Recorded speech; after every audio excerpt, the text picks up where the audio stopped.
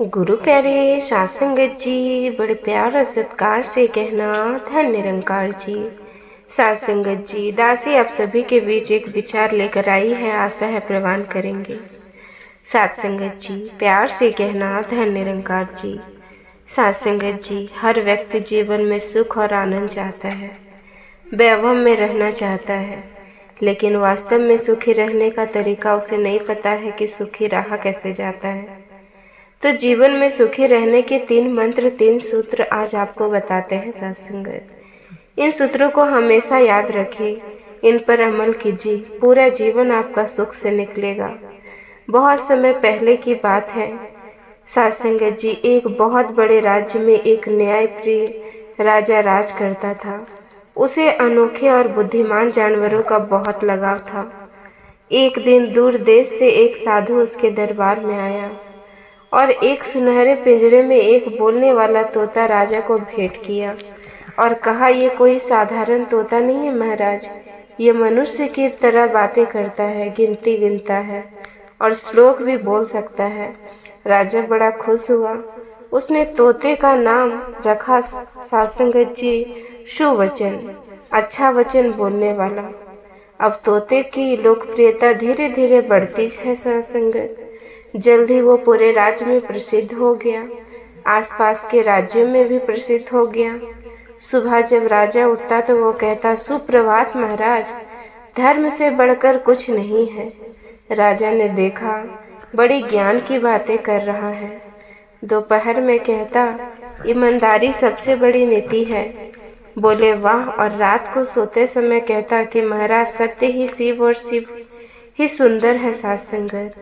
अब दरबार में सभी मंत्रीगण, रानियां, यहाँ तक कि जो बच्चे भी थे साध संगत, वो भी तोते की तरह बातें सुनने आते साध संगत। राज दरबार में भीड़ लगने लगी और धीरे धीरे ये प्रसिद्धि इस तोते की बाकी राज्यों तक भी पहुँचने शुरू हुई साध संगत।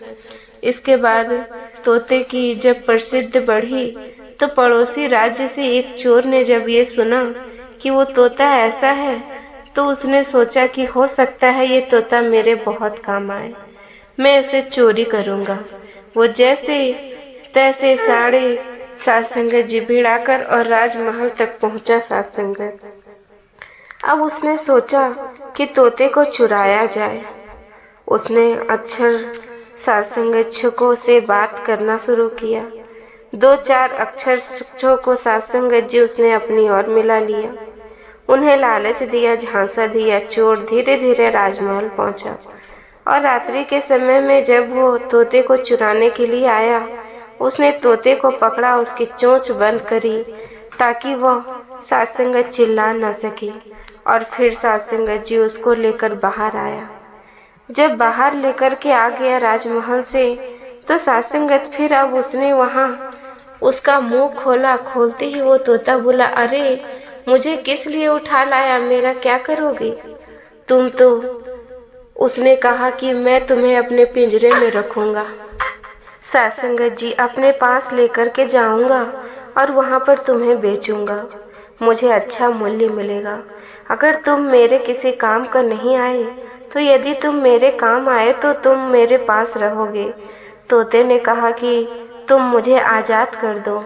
यदि तुम मुझे आज़ाद कर दोगे तो तुम्हें मैं जीवन के ऐसे 3 सूत्र बताऊंगा जिससे तुम्हारा जीवन पूरा सुखमय और आनंदमय हो जाएगा साध संगत। उसने कहा कि नए नए आज़ाद तो मैं नहीं कर सकता हूँ। अगर मैंने तुम्हें आज़ाद कर दिया तो मुझे क्या मिलेगा? तुम्हें रखकर बेचकर मुझे धन संपत्ति मिलेगी। उस तोते ने कहा कि मैं पूरे राज्य में प्रसिद्ध हूँ, सोच लो। तुम जहाँ भी बेचोगे तो पता तो चल ही जाएगा कि ये तोता उसके पास आया कहाँ से। अब चोर ने सोचा कि बात तो समझदारी की कह रहा है। उसने कहा कि चलो ठीक है, तुम मुझे 3 सूत्र बता दो। अब ध्यान से सुनना, कौन से वो 3 सूत्र है जिससे मैं हमेशा सुखी और आनंदित हो जाऊंगा। तो तोते ने कहा कि पहले शर्त है मेरी, पहला सूत्र मैं तब बताऊंगा जब मैं तुम्हारे कैद में हूँ। साध संगत, तुम मुझे आज़ाद कर दो, फिर दूसरा सूत्र मैं बताऊंगा।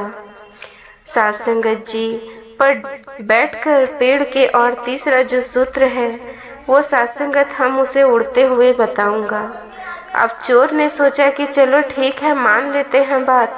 उसने बात मान ली। उसकी सात्संगत बोली, ठीक है, चलो तुम पहला सूत्र पहले बताओ, यदि मुझे सूत्र अच्छा लगा तो मैं तुम्हें आज़ाद कर दूंगा। तो सात्संगत जी तोते ने कहा कि याद रखो, पहला सूत्र है कि व्यक्ति हमेशा अपने अतीत में जीता है, अपने पास्ट में जीता है। भूतकाल की स्मृतियों से वो बाहर नहीं निकल पाता। और जो व्यक्ति भूतकाल में जीता है सात्संगत, वो या तो अपनी इच्छाओं, अच्छी यादों को आज की कष्टदायियों के यादों के साथ तुलना करता है, या फिर अगर पुरानी यादें कड़वी है तो उन्हें कड़वी यादों को याद करके दुखी होता है सात्संगत। इसीलिए कभी अतीत में नहीं जीना चाहिए। चोर को बात बड़ी अच्छी लगी कि बात तो बड़ी सही कह रहा है भाई। उसने बोला, चलो ठीक है, मैं तुम्हें आज़ाद करता हूँ। अब दूसरा सूत्र बताओ। तोते ने जो है सात्संगत अपना वादा निभाया। आज़ाद होने के बाद वो पेड़ की टहनी पर जा बैठा और बोला कि भाई अब दूसरा सूत्र सुनो। दूसरा सूत्र यह है कि जीवन में कभी भी ऐसी बात यकीन मत करना जिसका कोई आधार ना हो, जिसका कोई तर्क ना हो। ये संसार हमेशा तर्कहीन बातों के ऊपर, आधारहीन बातों के ऊपर विश्वास करता है। और सात्संगत जी इसी से ही अपने सुखमय जीवन को कष्टदायी बना लेता है। इसीलिए कभी तर्कहीन बातों पर विश्वास न करना सात्संगत। चोर ने कहा कि बात तो तुम्हारी बिल्कुल सही लगती है, पहला सूत्र भी तुमने बहुत अच्छा बताया और दूसरा भी बहुत अच्छा बताया।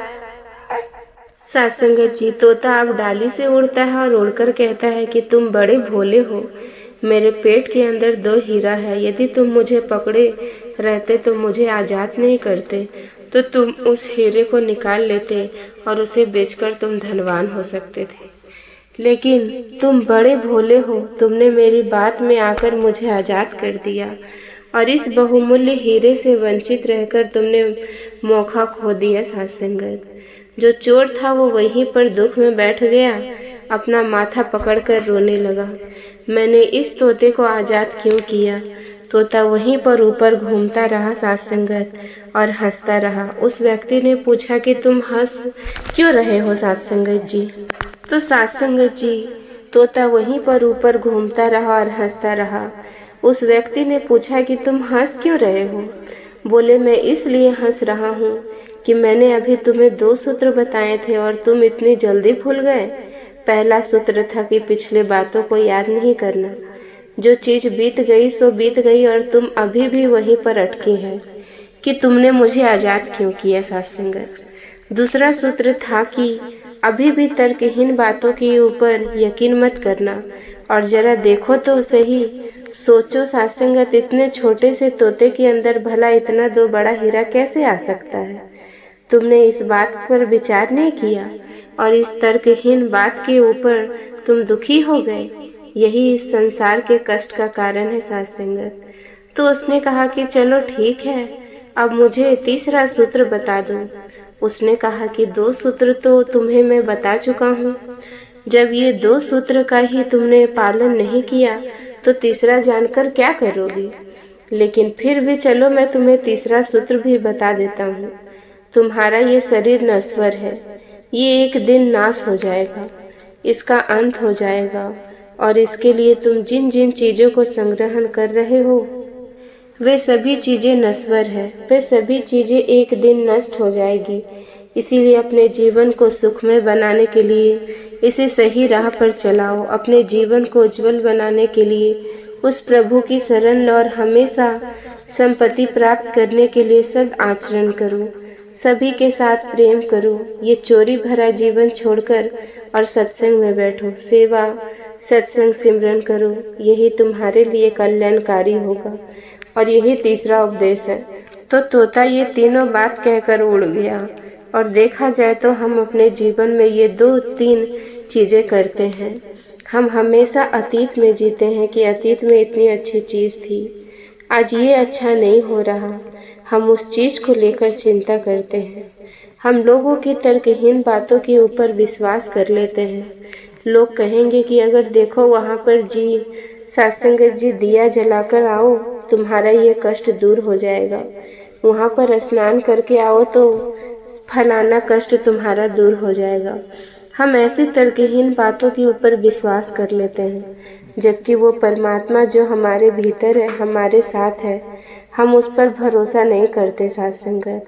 और अंत में हम पूरी जिंदगी इस अनमोल देह को दांव में लगाकर जो मनुष्य जन्म में सौभाग्य से मिला है, उस जन्म को दांव में साथ संगत लगाकर हम सिर्फ धन इकट्ठा करते हैं। बाहरी तौर पर देखा जाए तो साथ संगत जी सब कुछ इकट्ठा हो जाता है, लेकिन साथ संगत जी भीतर जब जाने का समय होता है तो खाली हाथ ही तुम रह जाते हो, तुम्हारे पास कुछ रहता नहीं है। तो ऐसे समय में तुम दुखी नहीं होगे और क्या होगे साथ संगत, अगर तुमने जाने की तैयारी पहले से नहीं कर रखी। तो इसीलिए हर श्वास में परमात्मा का धन, उनका सिमरन होना चाहिए, ताकि तुम्हारा लोक भी सुनहरा हो और परलोक भी। इसीलिए नाम धन, सिमरन धन, सेवा धन, सत्संग धन को इकट्ठा करो। ये तुम्हारे लोक में भी और परलोक में भी दोनों में काम आएगा। इसीलिए बड़े प्यार से कहना धन निरंकार जी, साथ संगत जी। अगर कहने और समझने में कोई त्रुटि हो जाए तो साथ संगत जी दासी को क्षमा कर देना। साथ संगत जी प्यार से कहना धन निरंकार जी।